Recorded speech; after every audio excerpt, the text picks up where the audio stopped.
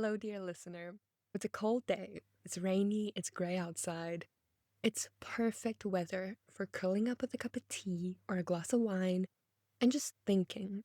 And thinking about thinking and talking about thinking. These are all things I love. Something I've noticed about the travel world is that it's kind of like this idealistic bubble. A liberal fairyland, if you will. People who travel long term, especially in places like India or Central America or parts of Asia, they're usually open minded. They're curious and they're empathetic people. And I don't think that's an accident. I think there's a certain kind of person that's drawn to travel. Someone who wants to understand the world, who wants to be stretched, and who wants their worldview to be questioned. But travel also creates that mindset because it humbles you and it shows you that your way of living, your beliefs and your habits are not the global default. They're just one option out of thousands.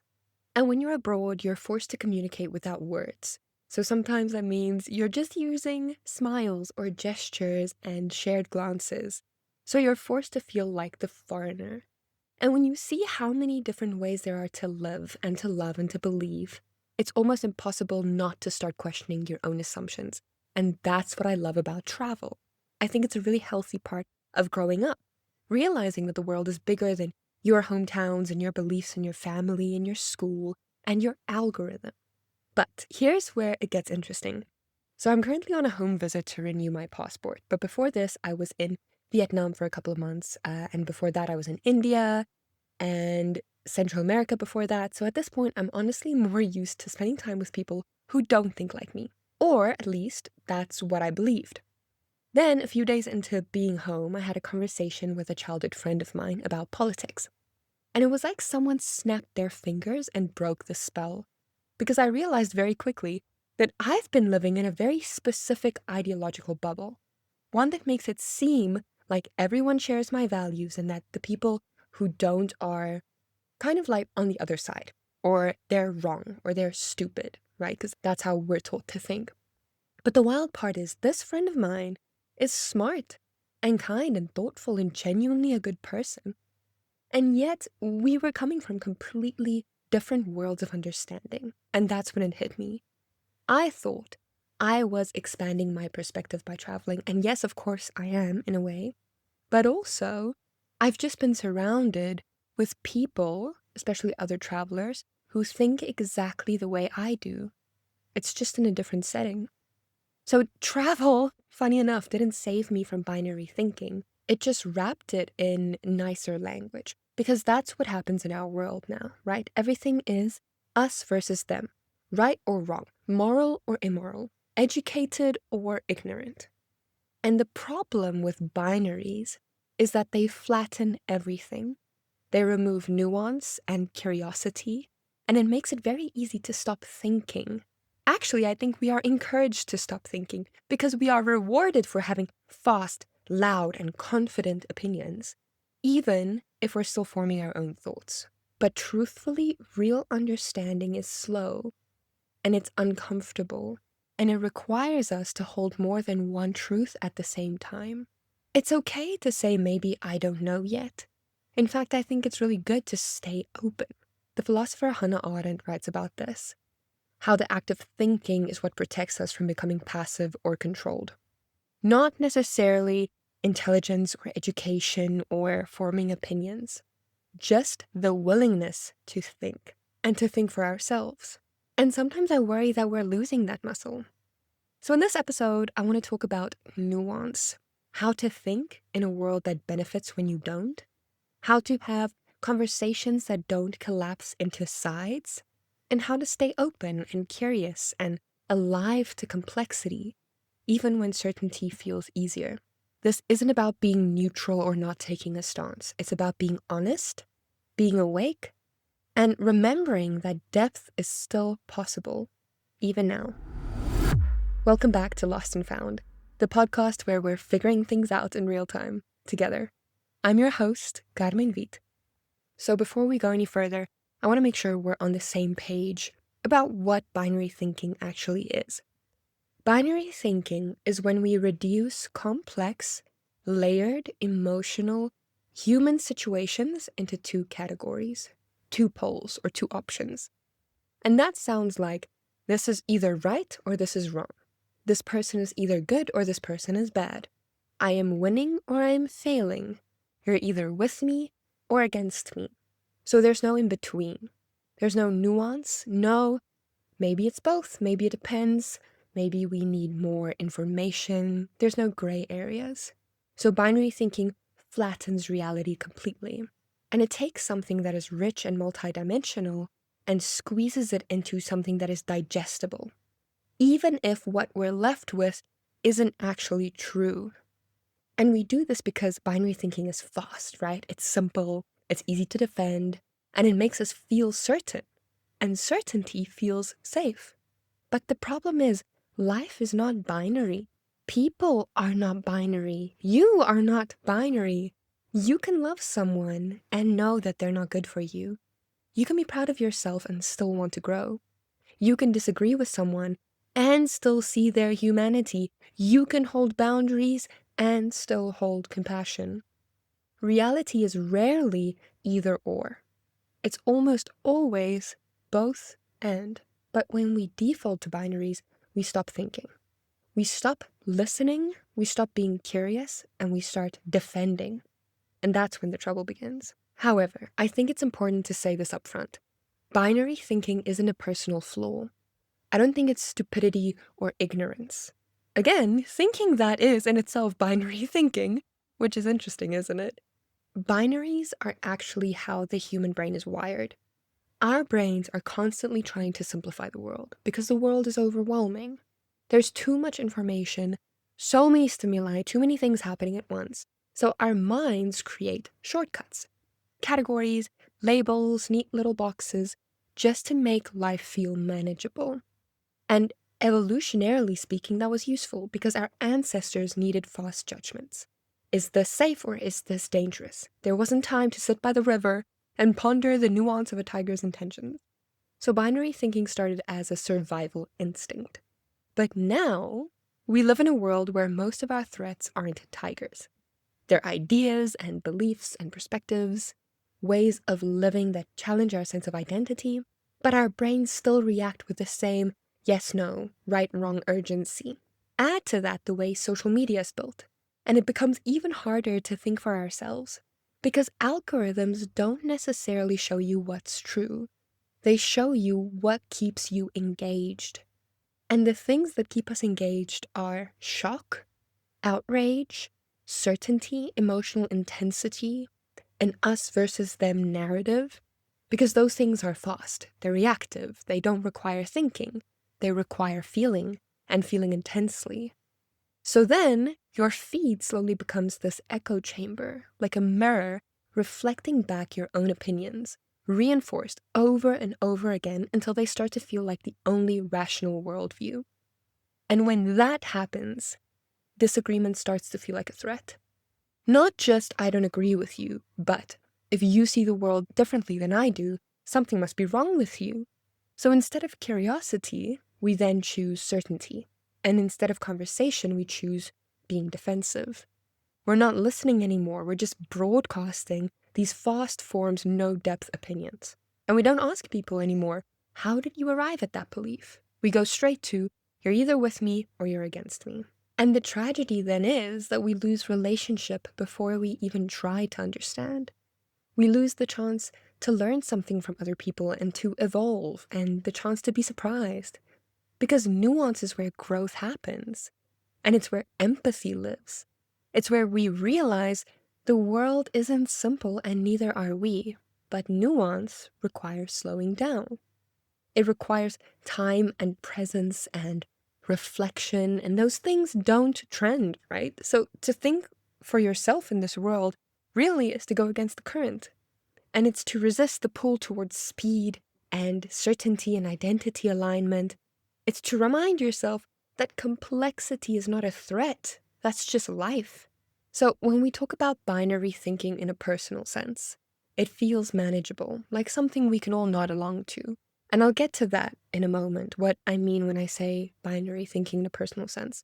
But the real weight of binary thinking and the real danger of it shows up on a global level when we're talking about politics and culture and conflict. So for a moment, I want you to take a deep breath right now.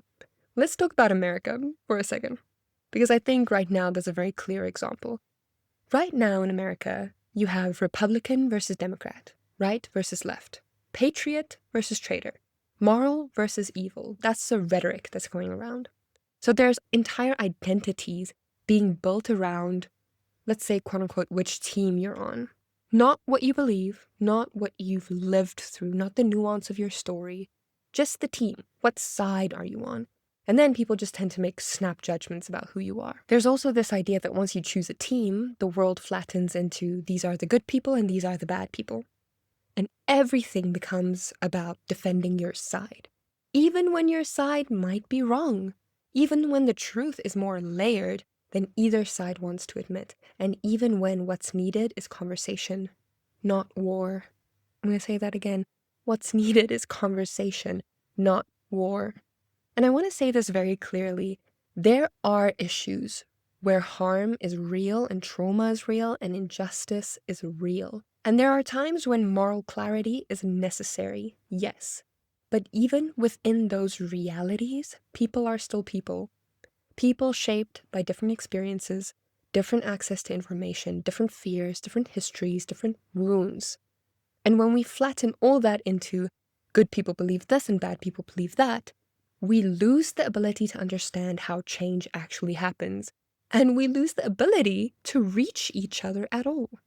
And I want to be honest, me talking about this right now, in this tone that isn't full of condemnation or moral superiority or disgust, this opens me up to being misunderstood, to being criticized, to being called naive or disloyal to a cause. Because the internet has trained us to believe that if you don't hate loudly, you don't care. If you don't cancel, you're complicit. If you speak with nuance, you must be morally weak. But I don't believe that. I believe real justice requires understanding, not punishment. And I believe curiosity is not the opposite of conviction. Curiosity is what strengthens conviction. Because yes, I have my own strong opinions, but I also want to sit in that curiosity and question that. And also have empathy for the other side and try to see where they're coming from. Not because I agree or want to agree with what they're saying, just because we're all human, and just the attempt to understand each other can bring us closer to some kind of understanding, to conversation, not to war. And if I'm going to sit here and ask you to think with nuance, I have to also feel the discomfort of speaking in nuance. Which means that I have to resist the urge to flatten people into bad guys. I have to resist the urge to talk in slogans and to present easy answers and to pretend that I know everything. Thinking with nuance means being willing to say, yes, I have opinions. Yes, I have values. I have lines that I won't cross, but also I don't have every answer. So as you listen to that, I want to invite you to try something. What parts of yourself did you notice tense up when I said something? And as I go on, if I say something that you disagree with, notice your instinct to defend or to judge or maybe to shut down. And instead of reacting, just stay. Breathe. Stay curious. Stay human. Stay in the complexity. Not because it's easy, but because it matters. Okay, let's move into what I mentioned earlier. That idea of nuance in personal issues. So like personal conflict, for example. And that could look like someone can love you and still harm you. Or someone can harm you and still be human. And here's where this gets real. It's one thing to talk about nuance when we're talking about politics and global culture and the algorithm, the great divide. But the place binary thinking hurts us the most is in our relationships. Because when someone hurts us, our instinct is to flatten them, to turn them into the villain of the story, the one who was wrong, the one who should have known better, the one who clearly didn't love us the way we were supposed to be loved. And then it's that whole rhetoric of shutting them out, having boundaries and whatever. I want to make a whole episode on boundaries, just a side note. But I know, I get it. Sometimes that's needed. But I think that when it comes to binary thinking in relationships, it makes us feel safe You know, if they're the villain and I'm the victim, if they're bad and I'm good, if they're the problem, then I don't have to look at myself. So really binary thinking protects our ego. But some uncomfortable truths that I had to learn in my time as a young adult. Obviously, I don't have a lot of years behind my name, but I do think that I've learned a few things about love. And what I've learned is that someone can love you and still not know how to love you well. Someone can want to show up for you and still fail. Someone can care deeply, but still be limited by their trauma or their insecurity, their upbringing, or just their emotional capacity. And if you can acknowledge that, that doesn't excuse the harm, but it does help you to understand it. Because if the only explanation we can hold is they're just a shitty person, then we can't actually learn anything from what happened. Then we can't see our own patterns, or maybe where we abandoned ourselves. We can't see where we people pleased or stayed silent or ignored our intuition, and we can't see where we were maybe repeating patterns from childhood. We just kind of close the book and walk away. And then without meaning to, that's when we start recreating the same story with someone new, because we left the lesson behind. They were the bad person. We take no accountability. So maybe that will show up in patterns that we're going to keep repeating. The other side of this is just as important. You can harm someone and also still be a good person. I want to say that again. You can harm someone and still be a good person. You can be loving and sincere and well-intentioned and still act from a place of fear and scarcity and self-protection. You can disappoint someone you care about. You can break someone's heart without wanting to. This, again, isn't about excusing harm that you caused, but it is about understanding the mechanics of the harm. Because once you realize that people aren't heroes or villains, humans are just humans, we're learning and trying and failing, that's when we stop needing simple explanations and we stop building identities around blame. And the moment we can hold our own complexity and the complexity of other people, that's when we can create new dynamics, healthier ones, ones that hold more space for humanity. And this is where intimacy, real, safe, grounded intimacy becomes possible when we can say, yes, I was hurt, but maybe in a way I also contributed.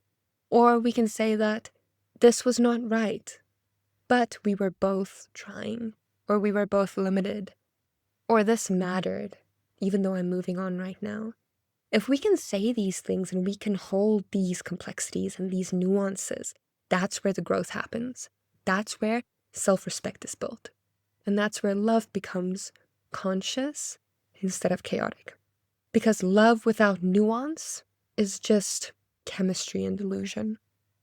But love with nuance is, I see you, I also see me, and I'm choosing to show up with honesty, not with fantasy.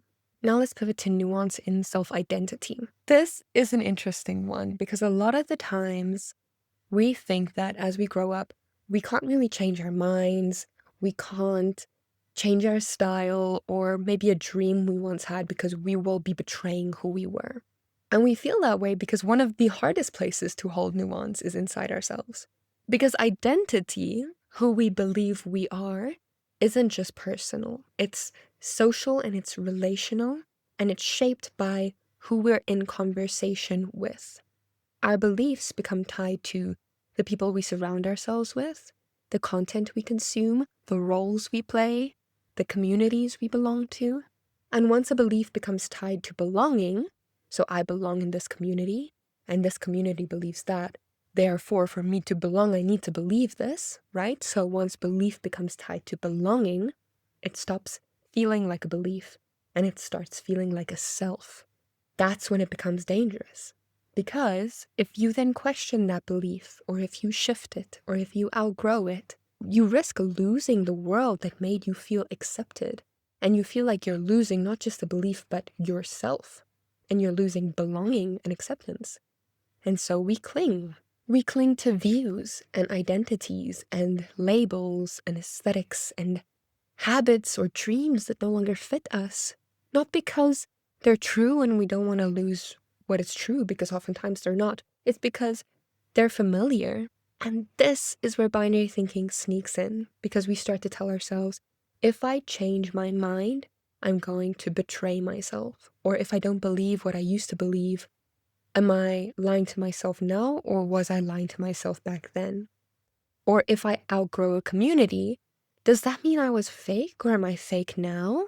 Who do I think I am? Or if I shift politically, spiritually, socially, does that make me disloyal? These are all valid questions, and they're uncomfortable. And that makes us not want to change or not want to acknowledge the uncertainty or the complexity within ourselves and with our beliefs. But the truth is, you can outgrow something without disowning the version of you who needed that thing, who needed that belief. The person you were before wasn't wrong. They were just early. They believed what they believed because it made sense with the information that they had at the time. They did the best they could with the emotional tools and worldview that they had access to. They did the best they could with the emotional tools and worldview that they had access to. And guess what?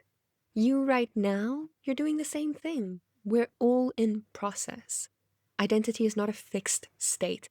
It's an ongoing conversation between who we've been and who we are now and who we are becoming. So when you feel your beliefs shifting or your values stretching or your desires changing shape, that's not betrayal. That's growth. It's learning to carry your past selves with compassion instead of shame. And it's also saying that, yes, I believed that once because I needed to, and that version of me was real. But this version of me is real too. There is no contradiction there. There's only evolution. So think of yourself as a series of rooms that you've lived in. Some were too small, some were maybe too loud, or some were safe until they weren't, some were beautiful until you left. And every time you move, you take something with you. Maybe a softness, or a wound, or a question, or more clarity, or a strength. And the person you are today is not a replacement for who you were, but just a continuation. So when someone says, you've changed, you can say, yes, I have, and I'm supposed to. That means I'm growing. Okay, so we've talked about binary thinking versus nuanced thinking on a personal level, on a relational level, and on a global political level. But how can we actually think with nuance for real? How do you do it? Because it's easy to talk about it, but how? The most important thing I want you to understand is that when I say nuance, I don't mean indecision. Nuance is actually the opposite of passivity. The philosophers who wrote about thinking said that thinking is not calm, it's not clean, it's labor. One of my favorite philosophers, Hannah Arendt, said that thinking is what prevents us from being controlled, not physically, but morally. So she says that if we don't want to be controlled morally, we need to think for ourselves. And she warned that the moment we stop thinking for ourselves, we become available to whatever crowd or narrative or authority is the loudest. That's quite the statement. Similarly, James Baldwin said, the price of being a conscious human being is never being at peace. Not because consciousness is painful, but because the world becomes more layered and more storied and less simple when we lean into that consciousness. And Kierkegaard said that truth is always held in tension, not in extremes, but in the pull between them. Does that make sense? So he's saying that truth lies in the gray areas, not in the extremes. And Bell Hooks, one of the clearest voices on love and justice, she said, to love anything is to insist both on its possibility and its imperfection. That is nuance. None of these thinkers ever encouraged sidism. What they did was deep seeing, curiosity, and slow thinking. The ability to hold complexity without collapsing that into cynicism or certainty. So how do we actually do that? And I want to give you a few pointers or steps. The first one is thinking slowly. So Arendt's whole argument was that thinking is not reacting. Thinking is pausing. It is letting the stimulus sit before we decide what it means. So that looks like not forming an opinion the moment you hear something. You don't have to have an opinion immediately. You can let it sit. You can think about it. Let your nervous system settle first. And let your ego get out of the way. Because if you feel the need to defend something instantly, that's not belief. That's just a reflex and ego. Okay, the second point is curiosity before certainty. Baldwin talked about the adventure of questioning. He said that to really understand something, you have to be willing to be changed by it. That's beautiful. To really understand something, you have to be willing to be changed by it. So instead of, here's what I think, try, what if there's something here I haven't seen yet? Or how did you arrive at that conclusion? And we're asking these questions not because we're weak or we don't have opinions for ourselves. It's just because we're curious and we're alive and we want to tap into our own humanity and the humanity of other people. Okay, number 3 is the courage to not know immediately. The internet has convinced us that the strongest position is the fastest one. But Kierkegaard wrote that truth is subjective, not because there is no truth, but because understanding takes time. So you don't have to have a stance the second something happens. You are allowed to say, I'm still thinking. I don't have enough information yet. I want to learn more about this before I speak. This is not avoidance, it's integrity. And my 4th point is what Bell Hooks had to say about loving in complexity. She wrote that love doesn't necessarily mean we agree with everything someone else believes. It's just that we see them. If you need someone to think exactly like you think in order to treat them as a human being, then that's not love. That's ego attachment. To stay in relationship with someone, and this can be any type of relationship, not just romantic, but to stay in that human relational space with someone who believes differently also doesn't mean that you abandon your own values. It just means that you refuse to abandon your humanity. And now, of course, the biggest one is do your own research. And research is not scrolling. Research is reading widely, also reading voices you disagree with, finding the origin of claims, not just what we post or tweet about stuff, looking at the history, not just at the headlines, and also, the most important is asking who benefits from me believing this. Your beliefs need to be earned, not inherited. That's the hard truth. Your beliefs need to be earned, not inherited. If your worldview comes only from your algorithm, your group chat, your upbringing, your political identity, and your favorite creator, that's not your worldview. That's just borrowed. And borrowed beliefs are fragile, and that's why they make you defensive. They make you rigid and they make you afraid of change, because change would mean losing this belief and in turn losing your belonging. Do you see how deep this goes? But when you do your own thinking and your own reading and your own research and your own questioning, your convictions become rooted. They mean more. And that's when you stop needing to scream them. You stop needing to convert people and you stop needing to win because you just know. And this knowing is deep and it's quiet and it's slow and it's stronger than any performance of certainty that's out there. So the point is, nuance does not weaken your voice. It grounds your voice. It doesn't make you less decisive. It just makes your decisions more honest and more true to who you are and to your values. And it doesn't make you less passionate. It just means that your passion now truly is yours. And that's why I'm saying that nuance is not passive. It's rebellion. Now for an important point. Nuance, as I've said, requires thinking and slow thinking. But the thing is, thinking is a muscle and we're losing it.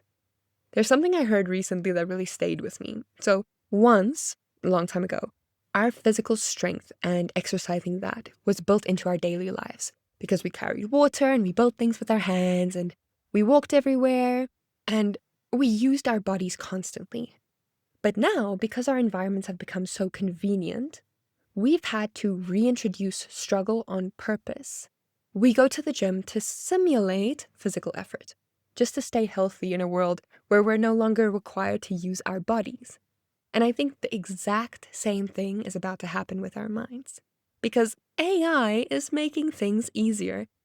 And in many ways, that's great. It's liberating, it expands possibility. But when everything becomes convenient, when we can ask a machine to answer for us, to summarize for us, write for us, read for us, think for us, we risk losing the very muscle that makes us human. And that is critical thinking, interpretation, imagination, synthesis, memory, discernment, restraint. I can go on. The ability to sit with an idea and wrestle with it. The ability to not know immediately and just stay in that space. And the ability to generate thought from within, rather than outsourcing it to a system trained on what has already been said. I think we're heading toward a time where we might need mind gyms. I think people will have to go to spaces where we intentionally exercise thought and where we practice attention and where we learn how to be with questions that don't resolve instantly. Because right now, we're not struggling with ideas anymore. And if you don't struggle with ideas, if you just immediately outsource it to ChatGPT, then you're not going to learn how to develop depth in your own thinking. And so the uncomfortable part is if you use AI for everything, if you use it to replace your thinking instead of to support it, your inner voice will disappear. So if you want to use it, by all means, we can't run away from the future, right? It's going to be in our schools, in our classrooms, everywhere. But what I want you to do, instead of letting it think for you, use it to mirror your thoughts back to you so that you can refine them. Challenge it, be in conversation with it. Use it to direct you towards primary sources that you can then go read yourself. So there's a big difference between automation and assistance, and replacement and reflection. Because yes, AI can accelerate ideas, but I want you to supply the thinking. And that means write the paragraph yourself, even if it's slower. Sit with the question longer than feels comfortable. Read the whole book, not just the summary. Form your opinion before you go looking for confirmation of it. That means treating your mind like something that requires care and training the same way your body does. Because if physical ease made us weak enough to need gyms, then mental ease will make us weak enough to need intellectual gyms. And the world we're moving into will not reward the loudest thinker. It will reward the deepest one. The one who can notice the patterns and hold the contradictions and think from within their own lived experience and stay with the complexity long enough to say something real. I want to give you a 7-day protocol, if you will, that I would like to call my mind gym. And there's a free PDF workbook attached to this episode in the episode description, so you don't have to make notes. You can just go download the PDF. But anyway, so day 1, read past the headline. That means open one primary source and actually try to read the whole thing and understand it. Day 2 is the slow take. Wait 24 hours before posting or expressing an opinion and think about it. Day 3, this is the hard one. I want you to write an opposite essay. That's like really small, 150 words, 200 words, whatever, for the side that you dislike, the side that you don't agree with, as if you're someone who agrees with that side. And this is not to convert yourself, not at all. It's just to try and understand where they're coming from, so that when you talk to somebody that holds that opinion, you can talk with empathy and not with hate. Okay, day 4 is long form. So spend 30 minutes with the book. No phone in the room, just read. Try to regain your ability to have attention, to hold your attention. Day 5, conversation lab. Ask someone, how did you arrive at that opinion? That's interesting. Why do you believe that? And then actually listen to what they're saying instead of trying to give a rebuttal. Day 6 is the attention fast. Try to sit for 10 or 20 minutes without any stimulus. Just sit. Call it meditation, whatever. Just get comfortable with not constantly consuming content. And day 7 is synthesis note. So write 1 page about what changed in my thinking recently. How did I change my opinion on something? And if there's nothing that you can remember you changing your opinion on ever, I think that's something you need to look at. Okay, thanks for sitting through this whole episode with me. I think it was really important, and I want to congratulate you. The fact that you're still here means that you care. You care about the world, about being an empathetic, good, layered person. And that's amazing, and I think it's quite rare. Just to sum up, why does any of this matter? Why talk about nuance when the world clearly wants certainty? And why slow down when everyone else is sprinting towards the next opinion or the next argument, the next identity badge? Because without nuance, we stop being human. Binary thinking is fast, yes, but it's shallow. And it makes us feel safe, yes, but it also makes us small and flat. And it convinces us that we already know. And the moment we think we already know, we stop learning because we stop being curious.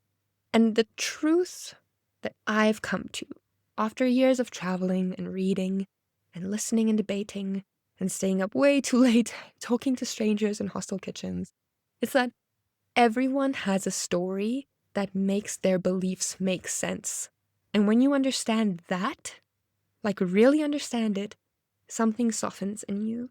And you stop needing to win every conversation.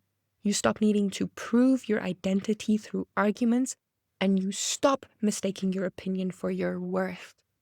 You realize that thinking is not about being right, it's about being awake, and you start to move differently through the world. When I realized that, I started listening longer and asking better questions, and taking my time to really form beliefs instead of just inheriting them. And that's also when I realized that my mind and my opinions aren't something to outsource, it's something to exercise. Because the world we're moving into right now, a world of AI convenience, algorithmic personalizations, political polarization, all of that does not require your mind, which means using your mind becomes a choice. Attention and curiosity and depth and empathy becomes a choice, and that's scary. But the people who will stay rooted, the people who will build meaningful relationships and meaningful lives and meaningful work, are the ones who choose to keep thinking, slowly and tenderly and deliberately. So if you take anything from this episode, let it be this. You don't have to respond fast. You don't have to pick a side immediately, and you don't have to know everything. You are allowed to take your time, sit in the gray areas, and let your beliefs evolve. Depth is not accidental, it's cultivated. And we cultivate it by staying curious, by staying open, and by staying soft in a world that wants us to harden. So thank you for being here. Thank you for being someone who wants to think and understand and grow. The world needs more people like you. If this episode spoke to you, if it meant something to you, please leave a rating and a review or send it to a friend. I would really appreciate it. It helps the podcast reach the people who need to hear it most. I loved spending this time with you. I'm your host, Carmen Vita, and this week, remember to get a little lost. That's where the magic finds you. Until next time.